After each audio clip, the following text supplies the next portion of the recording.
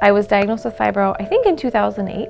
I had been married for a couple years, and it took me about a year and a half or so to get diagnosed. The way that I explain it to people is chronic pain and chronic fatigue. That's the easiest way for me to explain what I live with.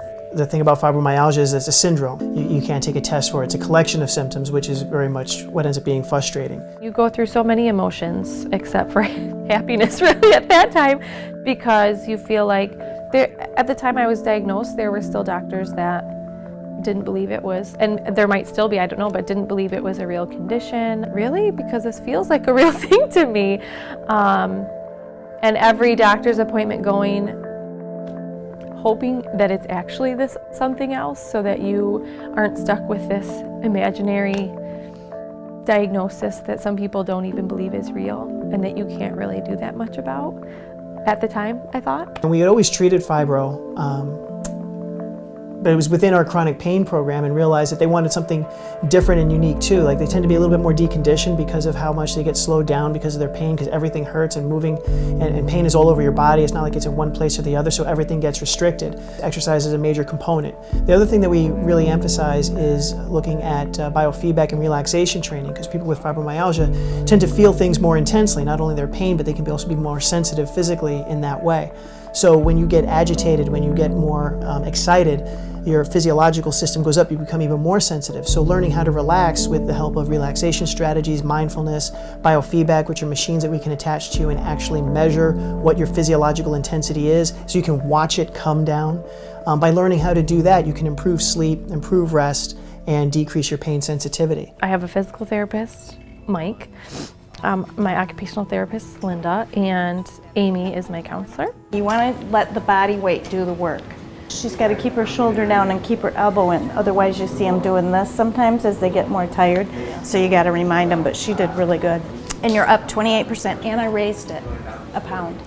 We first started, if I laid on my stomach and put my arm straight up and tried to lift my arm up off the table, could not do it. My strength in my back, like in between my shoulder blades, is so poor, was so poor, that I couldn't even get it, an iota off the table. Almost to the point where it was humorous, like it looked like I was trying not to. It was just ridiculous. And Alice thought it was hilarious too. Mom, I can do that. Thanks, honey. I was shown up by a 3-year-old, but to where now you're gonna see me. In fact, Mike's like, you have to do that exercise when they're here. I say, yeah, I know. Don't let me push down. Don't let me. I'm already in pain. So rather than exacerbate the problem by picking something up using your back instead of your legs, that kind of thing.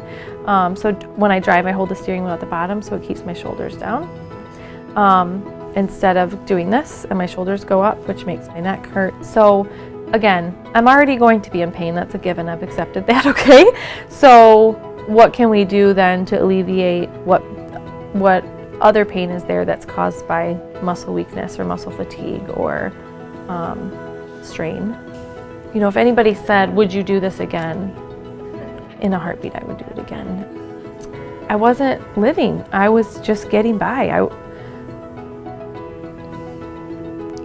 I was doing what I could to get through every minute of every day. There's a belief that, well, if I just get rid of my pain, then I could go back to my life. And that's just simply not true, because A, you never get rid of it. Even the best medications out there knock it out about 25% of your pain, and people go crazy trying to get more medications because it takes that edge off in that 25%. Well, in the studies that we've done, our patients without medications, taking them off of those narcotics, gets on average a 25% decrease. But what we also then add to it is, well, what are you going to do with the rest of the 75%? How are you going to interact with it? And that's why rehabilitation for chronic pain is critical. I do what I do because it makes a difference, and it's the absolute right thing to do. When you see the suffering stop, when they have no hope, and in 8 weeks, there's not only hope, but there's real change.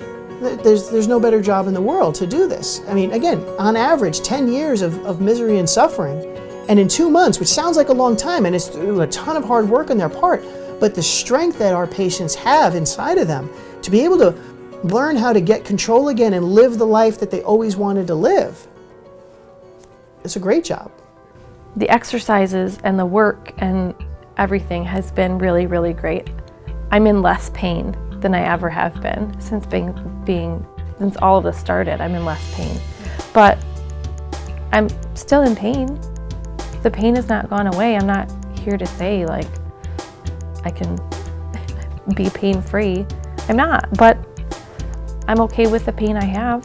Would I recommend it? Absolutely, I would. If you have to put the work in. If you're not willing to do work here, and especially if you're not willing to do work outside of here, no. But if you, like I said before, if you are anything like I was before this, you are just getting by. It could be better, and why not have it be better?